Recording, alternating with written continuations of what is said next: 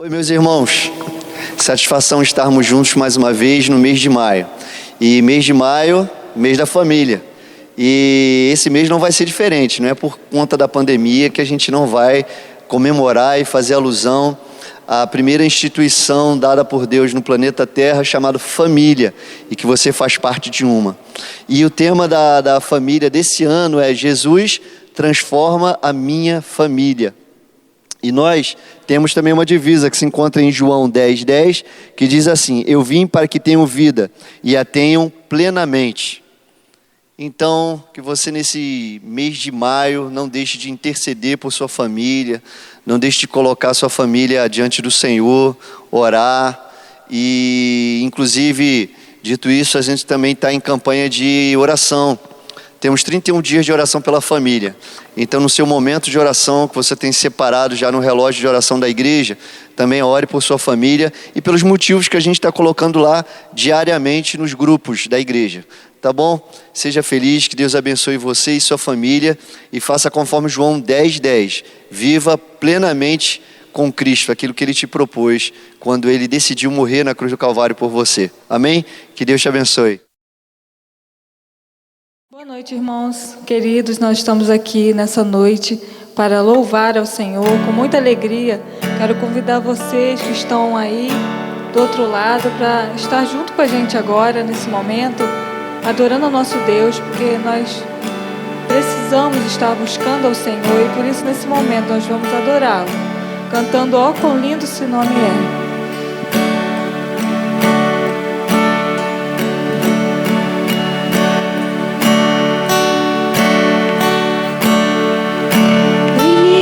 Eras a palavra, com Deus o Altíssimo, o mistério de tua glória, Cristo em ti se revelou. Ó, quão lindo esse nome é! Ó, quão lindo esse nome é, o nome de Jesus, meu Rei. Ó, quão lindo esse nome é, maior que tudo Ele é. Ó, quão lindo esse nome é, o nome de Jesus.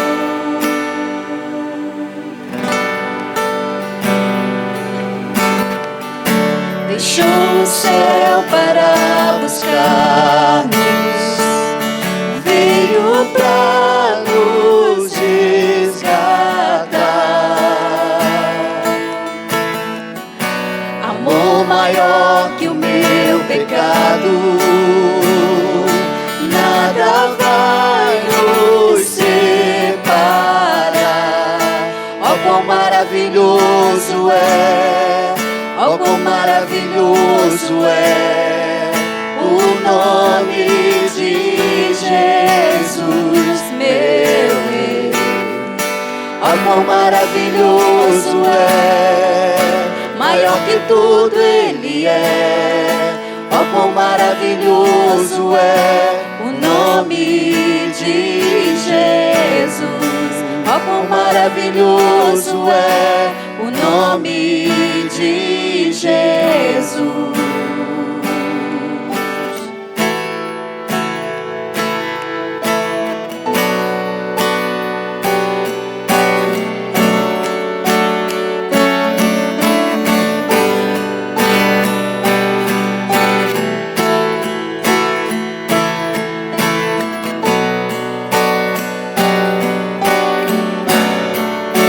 A morte venceste, o véu tu rompeste, a tumba vazia, a glória está. O céu te adora, proclama a tua glória, pois ressuscitaste, vive está. És invencível, inigualável, hoje pra sempre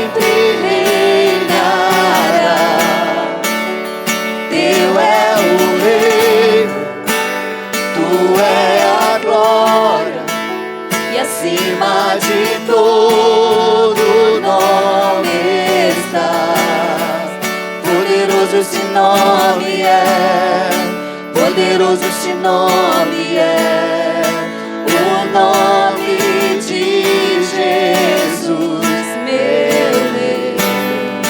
Poderoso esse nome é, mais forte que tudo é. Poderoso esse nome é, o nome de Jesus. És invencível, inigualável, hoje pra sempre reinarás.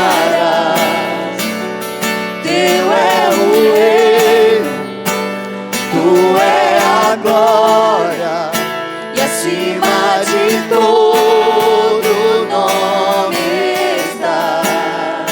Poderoso esse nome é, poderoso esse nome é, o nome de Jesus, meu Rei. Poderoso esse nome é, mais forte que tudo é. Poderoso esse nome é, o nome de Jesus. Poderoso esse nome é, o nome de Jesus. Poderoso esse nome é, o nome de Jesus.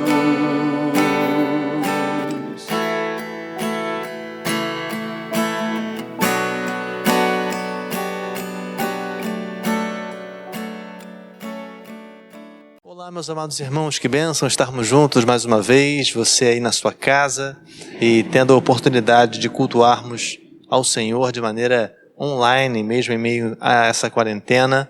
Nós temos essa oportunidade e nós temos que agradecer ao Senhor por esse tempo.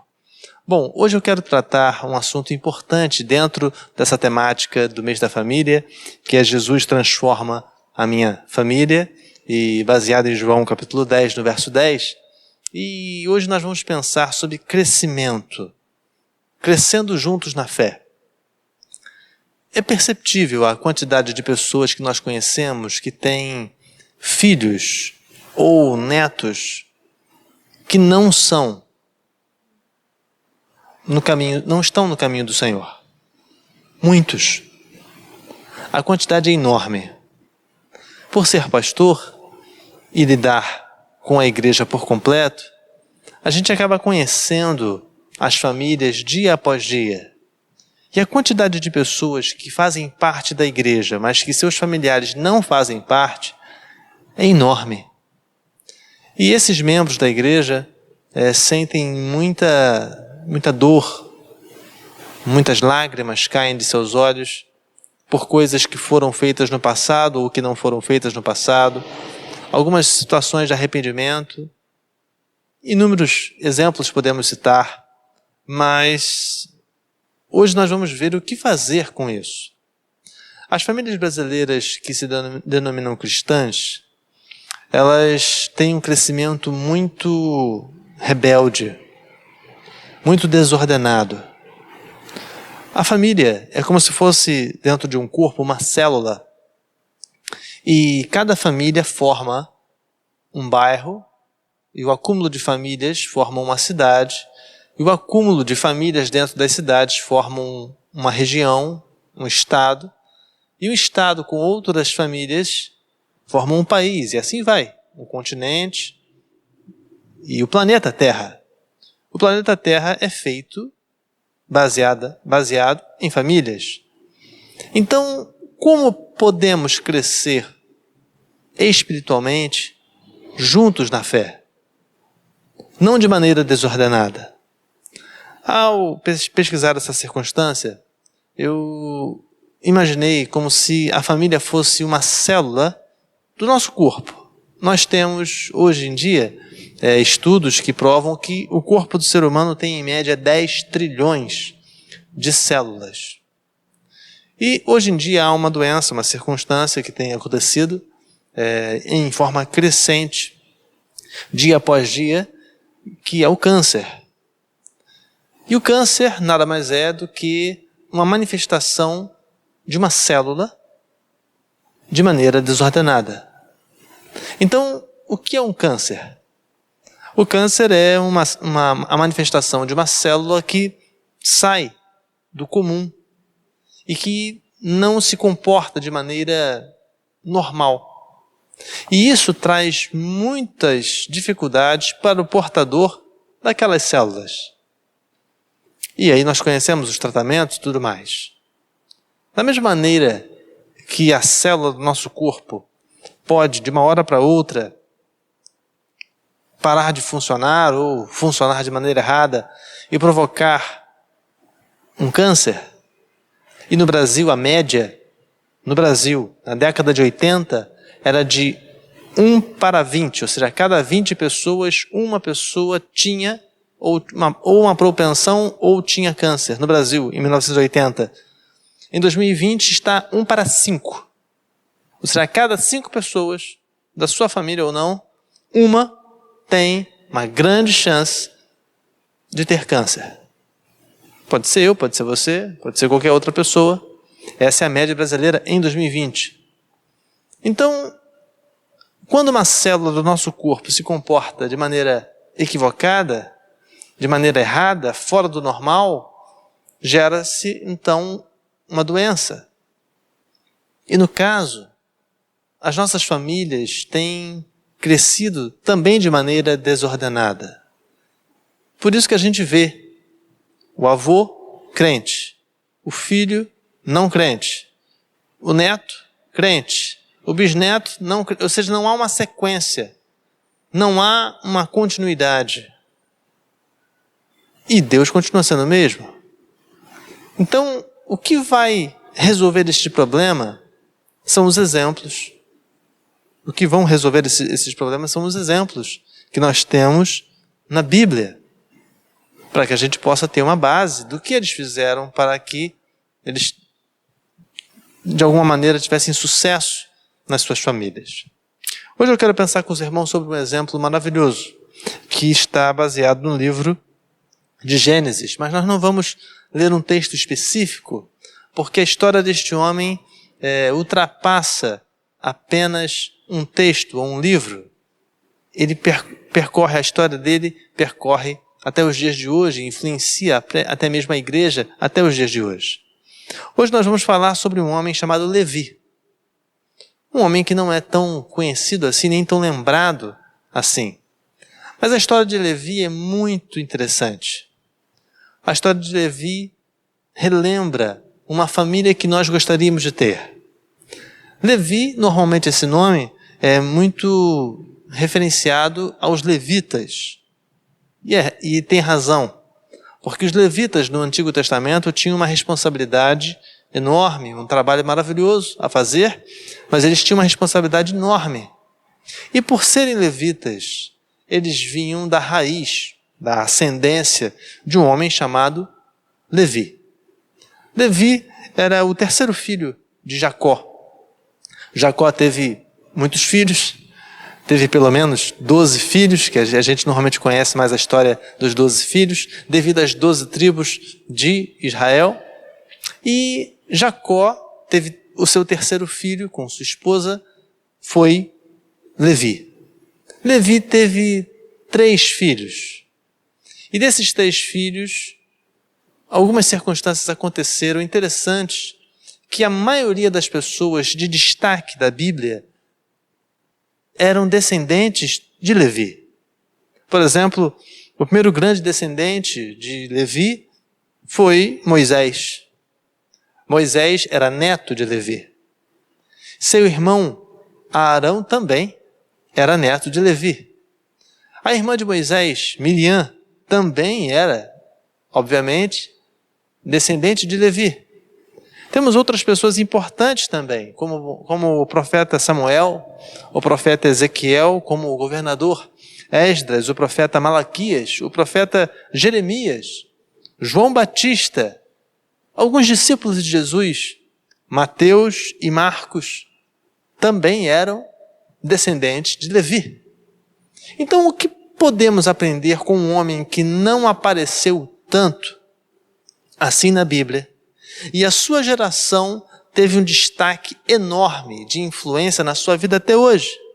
Eu poderia muito bem dar o exemplo de Abraão, de Isaac, de Jacó, mas as famílias dos patriarcas tiveram a sua influência, a sua importância, mas nenhuma outra, além da descendência de Levi, influenciou tanto a estruturação do Estado de Israel e a nossa vida hoje. Levi não impactou tanto, mas ele fez algumas coisas na sua geração, ensinou algumas coisas a seus filhos, a seus netos, que impactam e dão exemplo para nós até hoje. O que nós podemos então aprender com Levi? A primeira coisa que a gente pode aprender com Levi é que o nosso passado não pode determinar o nosso futuro. O nosso passado não pode determinar o nosso futuro. Se você quer que a sua família de sangue cresça juntamente na fé com você, você não pode ficar determinando o seu futuro pelas coisas que aconteceram no passado. Levi, e ele tinha outros irmãos, em Gênesis capítulo 34, no verso 25 a 31, gostaria que você lesse esse texto em casa, Gênesis 34, 25 a 31, conta lá a história que Levi tinha uma irmã. E essa irmã foi, infelizmente, violentada.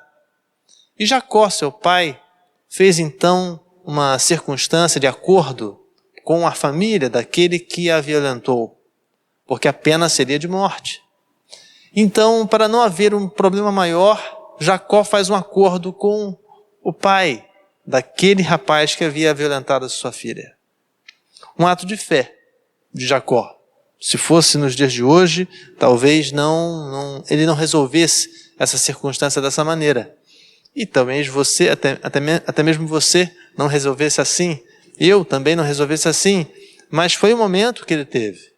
E pelo jeito, Levi e Simeão, que era seu irmão, não gostaram muito da resolução. A solução que foi dada, o pedido de Jacó, é que todos os homens daquela região, daquela cidade, fossem circuncidados, exatamente para que honrasse aquele ato de violência e que as coisas não entrassem em guerra. Bom, o pai do rapaz era uma pessoa extremamente influente na região, então ele determinou que todos os homens da sua cidade, da sua vila, fossem circuncidados. E você sabe muito bem o que significa circuncidar. E Levi também sabia. Quando todos os homens estavam em convalescência, estavam em resguardo devido à circuncisão geral de todos os homens, Levi com seu irmão entra na vila e mata todos os homens.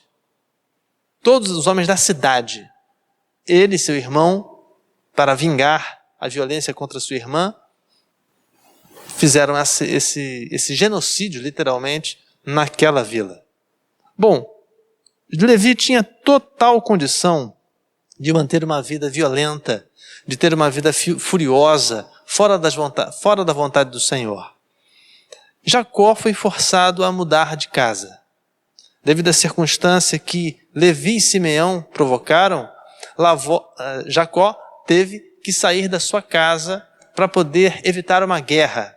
Então Deus determina para Jacó sair da sua casa e ir para uma outra região e ali fazer um altar, porque o Senhor então o livraria de uma batalha. Então, a partir daquele momento, Jacó determina que Levi não teria mais capacidade de ter uma herança, uma propriedade, um local para chamar de seu, porque ele, com sua fúria e com sua desobediência, juntamente com seu irmão, fez a sua família inteira ter que sair de um lugar para outro.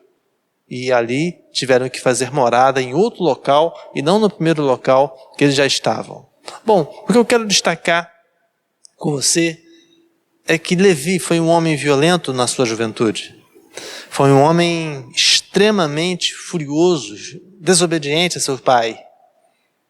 Mas ele transformou a sua vida, porque após esse evento, após essa circunstância, eles saíram daquela localidade, a vida de Levi também foi transformada. Levi também estava, ainda jovem, presente no ato quando os irmãos de José venderam José para o Egito.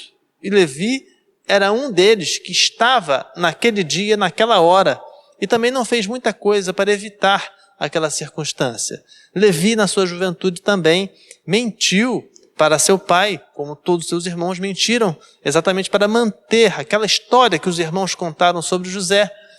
E ele concordou com aquilo. Levi era jovem. Levi era um homem igual a eu e você. Levi era cheio de erros. Mas só por causa dos erros que ele teve, não quer dizer que o seu passado determinou o seu futuro. A sua geração, a geração que ele fez, a geração que ele teve, foi tão impactante que o passado de Levi não foi capaz de interferir no seu futuro. Então, querido, quero te dizer que se você quer que a sua família, seus filhos, sua esposa, seus netos, no futuro, tenham uma vida de intimidade com Deus, a primeira coisa que você tem que entender é que o seu passado, ele não tem, perante a vontade de Deus, perante o poder de Deus, capacidade de interferir no seu futuro. O seu passado só tem essa capacidade se você permitir. No caso Levi, após Gênesis capítulo 34, verso 25 a 31, fala lá que Levi fez provocou um grande problema, fez uma grande besteira na sua juventude, mas depois ele teve uma velhice arrependida e piedosa. E ele amadureceu. Igualzinho eu e você. Quando a gente às vezes é jovem, a gente fala algumas coisas que não devem, faz algumas coisas que não são tão maduras assim.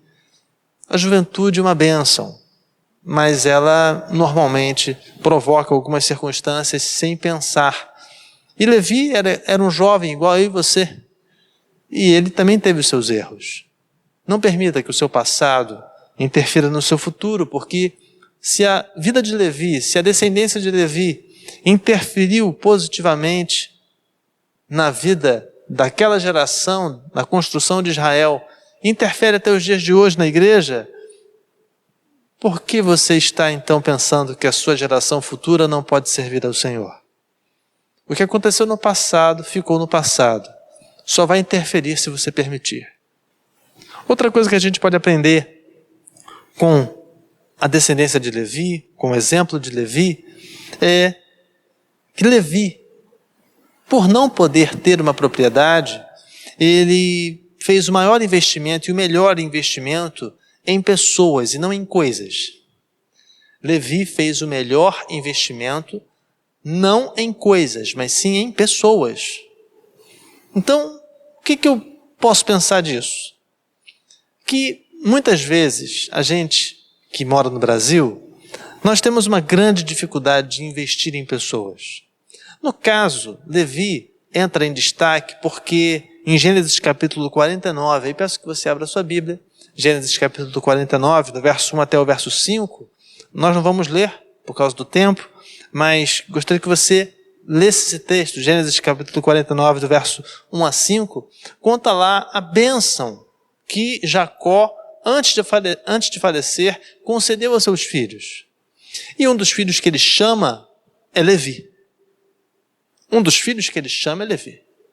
E ele fala, olha, Levi, você tem um ímpeto furioso muito grande. Você tem uma capacidade enorme. É como se fosse uma onda do mar que vem e destrói tudo. Mas eu vou te espalhar em meio a Israel.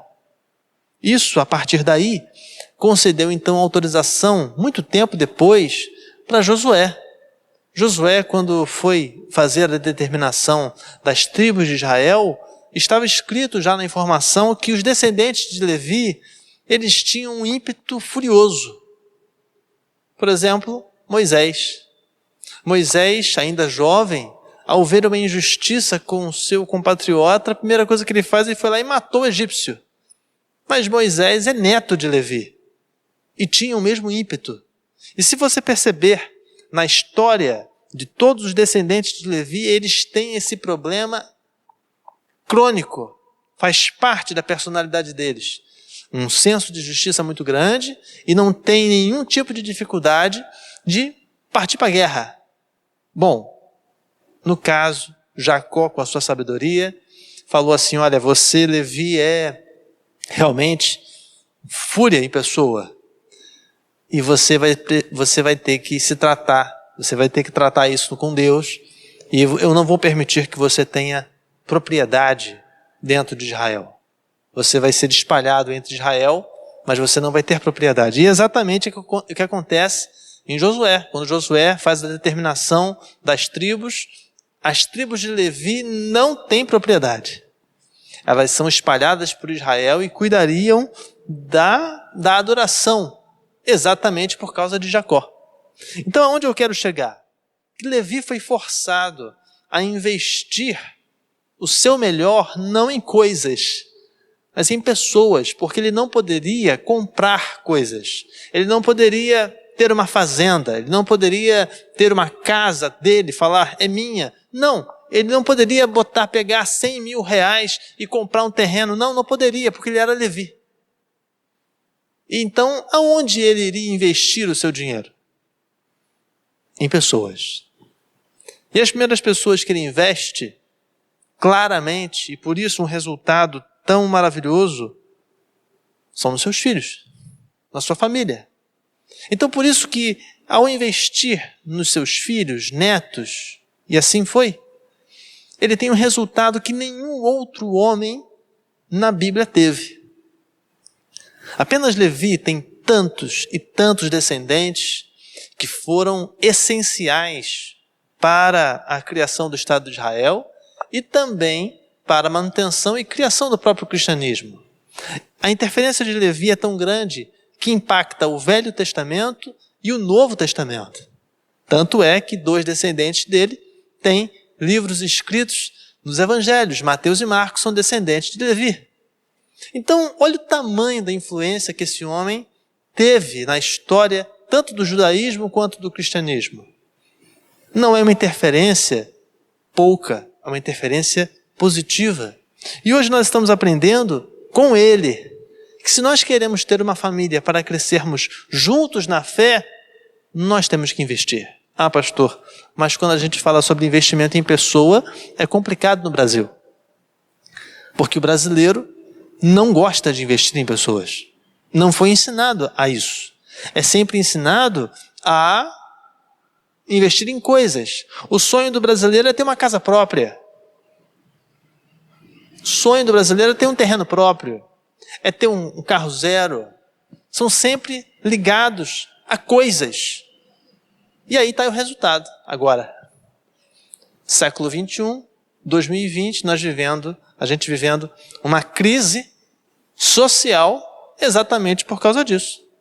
Porque nós estamos acostumados há séculos a investir apenas em coisas.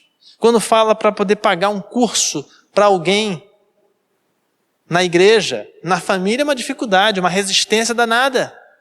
Porque nós não estamos acostumados a investir em pessoas. Exatamente porque nós pensamos assim, ninguém investiu em mim, por que eu vou investir no outro? Fazer investimento em juventude, fazer investimento em crianças, como é complicado, como é difícil, as pessoas têm resistência no Brasil, nas igrejas, na família. Eu conheço muitos e muitos pais que pagam cursos ou escolas para crianças, para os seus filhos. Como é difícil, como é complicado, como é difícil, porque o pai sempre acha que a educação que ele paga é cara. Nunca está satisfeito com o preço da escola. Mas agora nessa quarentena é bom para valorizar. É bom para valorizar. Exatamente porque se um filho na sua casa já é complicado de lidar todo dia, você imagina 40 na sala de aula, com um professor. Então, um professor no Brasil, por exemplo, por que recebe pouco?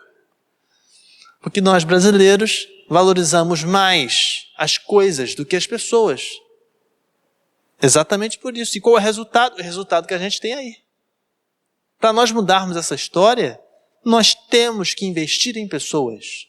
Parar com esta mania de querer investir em coisas, mas investir em pessoas. Mas quando o pai de família fala, uma complicação. Quando o pastor fala, é uma complicação, tem resistência. Meu amado, enquanto você não parar com esse problema de investir em pessoas, a sua família não vai sair do lugar.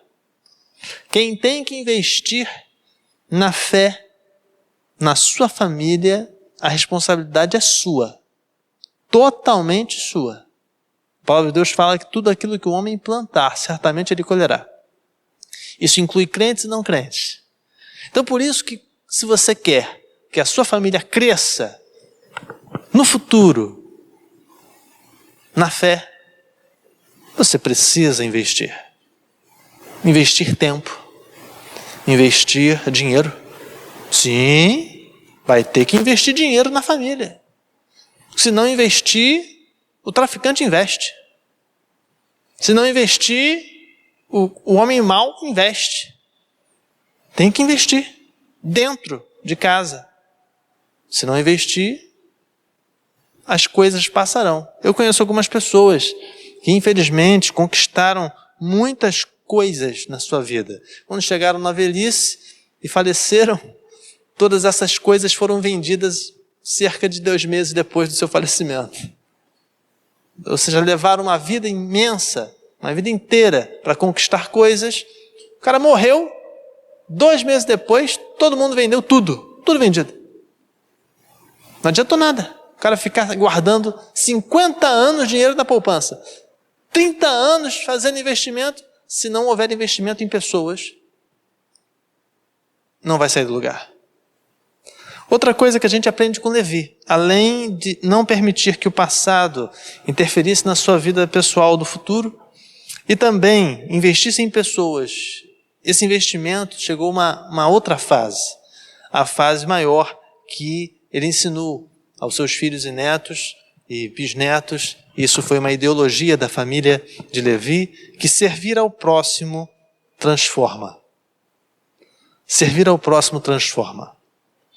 A Bíblia que temos, o Velho Testamento escrito, o Novo Testamento escrito, nós devemos isso a algumas pessoas. E uma das pessoas é Levi. E seus filhos e netos e bisnetos e assim vão. A família de Levi ganhou um livro na Bíblia. Levítico. Os Atos da tribo de Levi. E esses homens tiveram destaque exatamente porque eles tinham um comportamento de servir ao próximo. Sempre, desde pequenos. Eles eram ensinados a servirem ao próximo desde pequenos. Não servirem a si mesmos. Para você ter uma noção, no Pentateuco, livros, os primeiros 5 livros da Bíblia, conta lá que os levitas, ou seja, os filhos de Levi, netos de Levi, bisnetos de Levi, eles eram responsáveis pelas cidades de refúgio. Isso está em Deuteronômio, no próprio livro de Números, tem muitas informações sobre isso.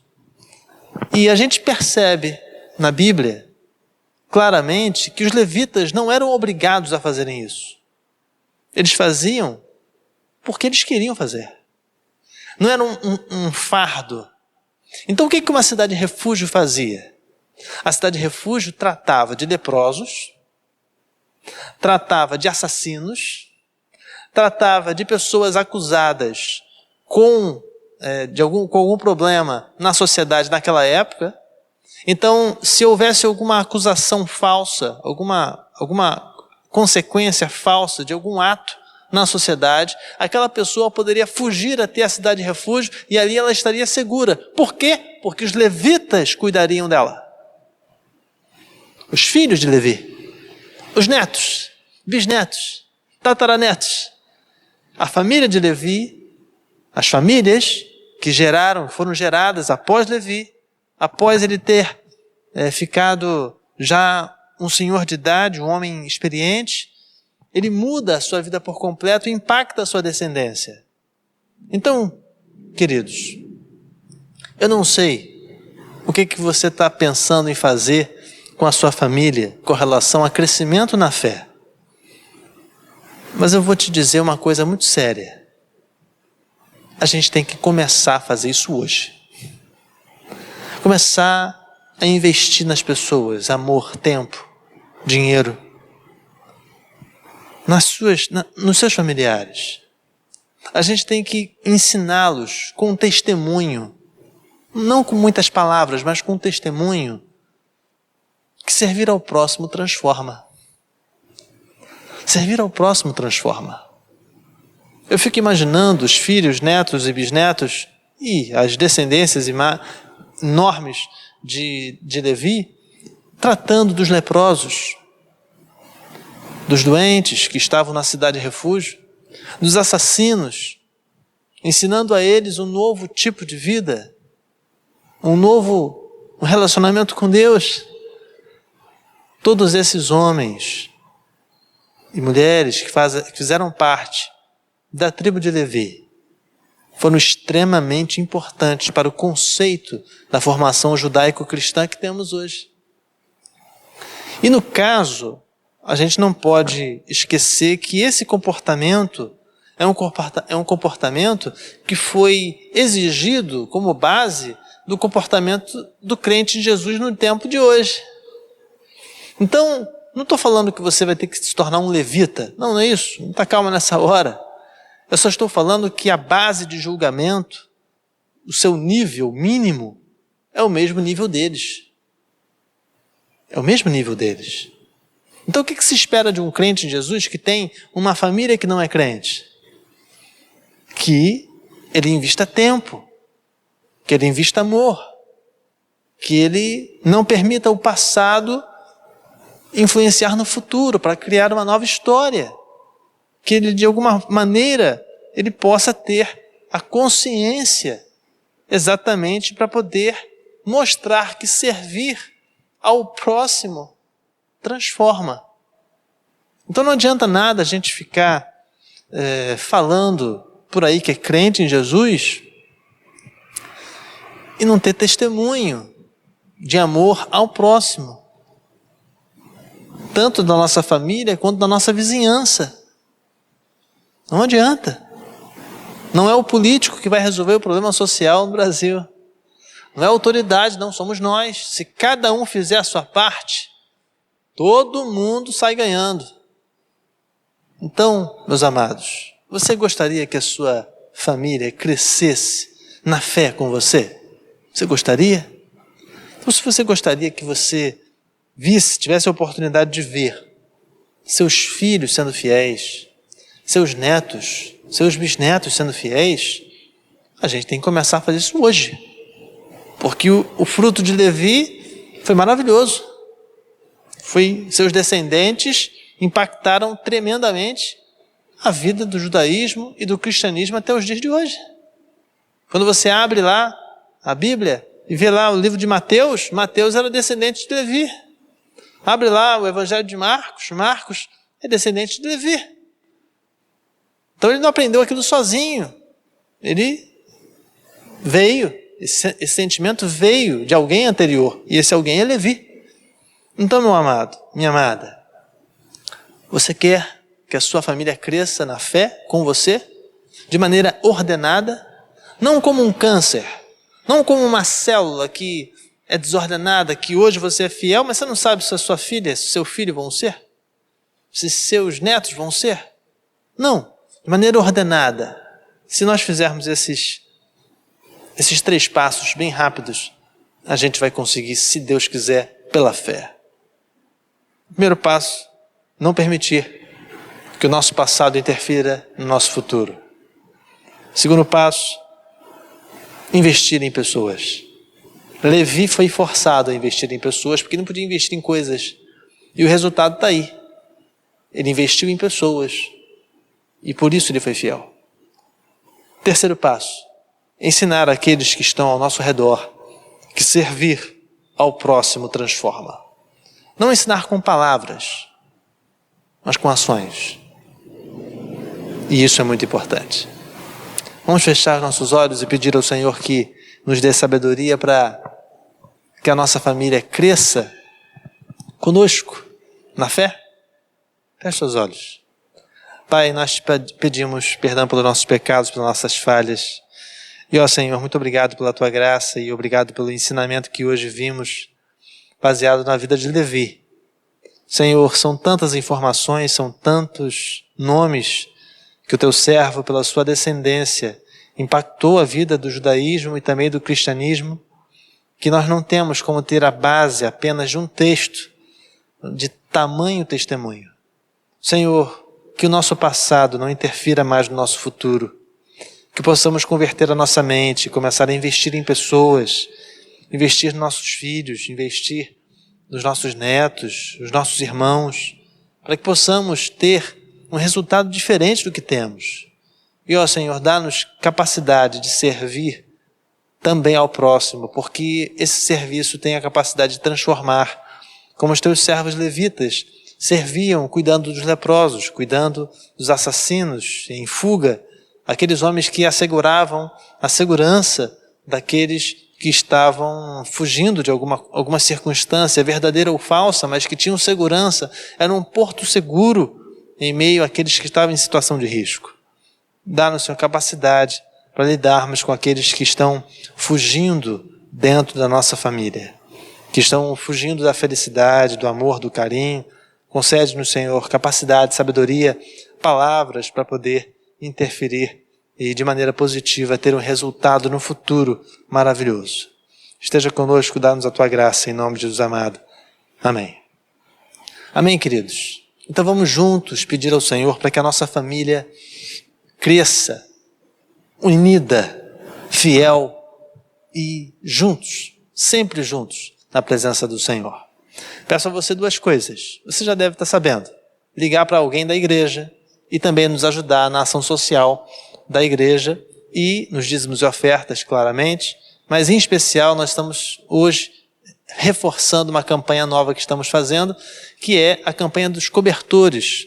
Se você tem em casa algum cobertor, alguma manta, um lençol um pouquinho mais grosso, que possa ser doado para alguém que está em situação de risco. Aqui na nossa cidade de Cabo Frio, nós estamos vivendo essa situação um pouquinho complicada, social, e a temperatura daqui para frente vai começar a baixar. Então nós estamos percebendo que muitas pessoas estão passando necessidade e que tem essa urgência dessa ação social da igreja. Temos uma responsabilidade social e precisamos honrar ela perante a sociedade. Então nos ajude. Você pode deixar aqui de segunda-feira a sexta-feira, aqui na igreja, fique tranquilo, a gente pode organizar isso e você vai abençoar a vida de alguém que às vezes nem conhece, mas que vai abençoar também. Muito obrigado por tudo, Deus te abençoe, se cuide, não vacile, por favor, e tenha a sua orientação no Senhor e você vai ver a sua família crescer junto na fé, em nome de Jesus. Deus te abençoe e te guarde. Felicidades.